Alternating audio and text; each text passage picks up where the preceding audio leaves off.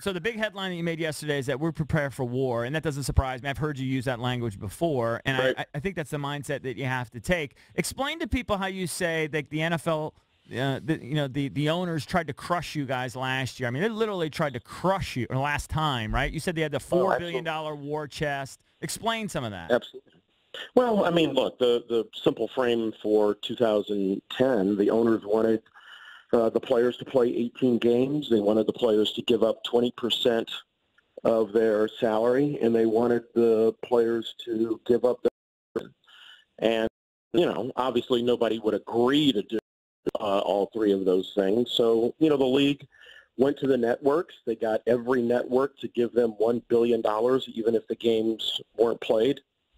So the league openly talked about the fact that they had a $4 billion war chest, and that simply meant that they were willing to not have football for an entire year. And the threat to us was, well, they had $4 billion to service the debt on their stadiums, and they'll put the players out of work for an entire year. And after a year, then the players would capitulate and give them the three things that they wanted. So, I mean, look, I understand that this is a tough business, and you go to battle with 31 billionaires, and they want their way. But I'm not sure that anybody would care to $1 billion war chest to work and get paid less as any but declaring war on you. And so the job of the union, the job of any union, is to make sure that, when one side wants to force you to do something that you don't want to do, you're a weak union if you're not prepared to fight that. So do we hope that? Go ahead, Yep. D. No, look, we hope that we don't have a war, but the best way sometimes to make sure that you don't have one is to make sure that you're prepared to fight one. Listening to D makes me feel like we should unionize. We're not in a union. You should unionize. I feel like we're on the outside looking in, D. Right. You should unionize. I mean, look, and not to get too much on the soapbox, but, whether it's pensions or time off or a 40-hour work week or even things like fire escapes and safe working places, all of those came about by unions.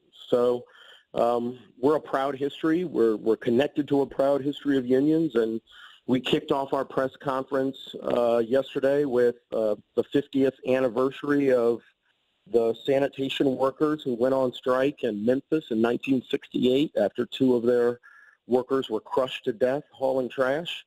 And that's what led Dr. King to come to Memphis. And so, look, I love our job and I love the game. And I think that all of us are lucky to be able to work in a wonderful sport and enjoy a great players, not only, today, but in times past. But, every now and then business gets in the way. Let me ask you something. So it seems like you guys feel like they're still going to press for the 18 games, and I don't see any give back on that on your end.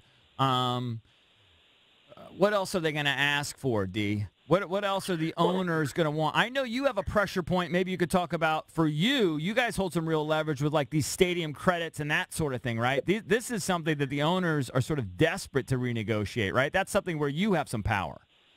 Right. Well, the owners obviously want more money coming from players to invest in stadiums, and I know that most fans don't realize that. But players have invested in stadiums for decades. The new deal that we did in 2011 capped the amount of money that comes from players to invest in stadiums, and I thought that was a good idea because if we cap it, we make sure that the players get a quicker return on their investment. So that's something they want. Mm-hmm. But they also want things like more time with players on the field. Right.